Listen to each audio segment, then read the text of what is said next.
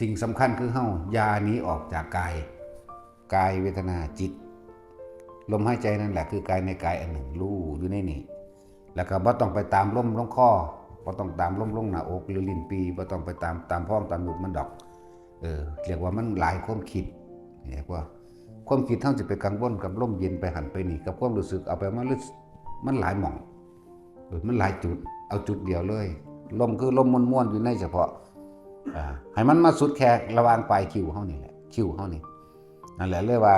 อุณาโลมเดี๋ยวมันจะขึ้นนวงของมันเองนิ่มๆนวงๆหนึบๆตึงๆต้นๆหย่อนๆบ้อนๆก็แล้วแต่หลายคนที่ใส่ซับมันนะครับก็เลยสบอกมันถึงน้ำเขาน้ำแค่แย่อยู่แค่นี้ถ้าความคิดของเราไม่วิ่งไปบ่ไปคิดถึงอดีตคนเราคิดถึงอดีตปั๊บที่คิดนะคือคิดถึงอดีตเมื่อคิดถึงอดีตแล้วอยากให้เป็นนั่นคืออนาคตอยากได้บ้านแบบนั้นนั่นไปจำเอาสมมุติว่าไปเห็นบ้านส่งสปูกสเปนอเมริกาเขานี่ความจำมันบันทึกไว้แล้วอันบ่สัญญาเห็นทั้งใดเนาะสิได้แบบนั้นนั่นไปอดีตสิได้แบบนั้นนั่นคืออนาคตคืออย่างใดนั่นแหละมันเฉียดนึงเด้แต่ว่าบางจักว่าแต่ของปัจจุบันคือหยังแต่เฮารู้ความคิดแบบนั้นเฮาคิดถึงสัญญาอันนั้นเรื่องเล่านั้นคนนั้นอยากให้เป็นเด้นั่นว่าล่ะอยากได้อยากดีอยากมีอยากเป็นแบบนั้นนี่อดีตเพิ่นไปหาอนาคตคิดถึงจริงๆแล้วคิดถึงอดีตบ่มีผู้ใดคิดถึงอนาคตได้เพราะบ่ทันได้เกิดมีตั้งแต่เอาอดีตอยากให้เป็นอย่างนั้นนั่นคืออนาคตที่สิไปสั่นที่นี่แต่เฮารู้เท่าทันแล้วว่าความคิดนี่แหละเป็นเหตุเป็นปัจจัยสัตว์ทั้งหลายเวียนว่ายแต่เกิดคิดถึงอดีตนี่แหละแล้วปรุงแต่งในระหว่างความคิดนึกปรุงแต่งอารมณ์เกิดในระหว่างนั้น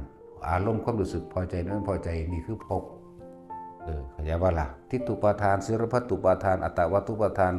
หรือกามุปาทานร่วมกันแล้วนี่คือความรู้สึกเข้าใจบ่ความรู้สึกที่พอใจและไม่พอใจนี่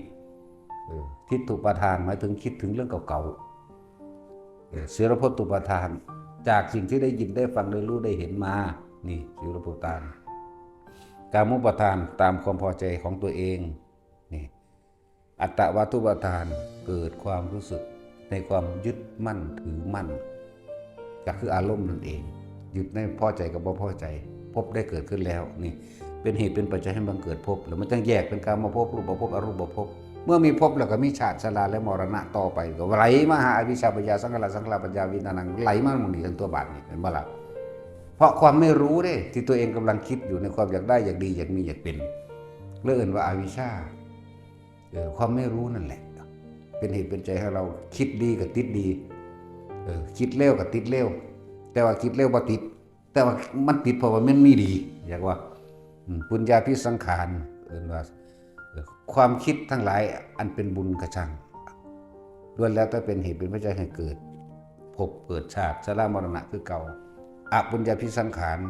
เมื่อยึดติดกับความดีหรือติดดีติดอารมณ์ดีติดอารมณ์ความพอใจนี่ปุญญาภิสังขารเอาว่าง่ายๆว่าติดอารมณ์ความยินดีพอใจความไม่พอใจนี่อปุญญาภิสังขารแม้นไม่อยากได้มามันก็ต้องได้เพราะว่าอย่างเพราะสองสิ่งนี้เป็นของที่เนืองกันอยู่อาจจะว่าละบาดนี่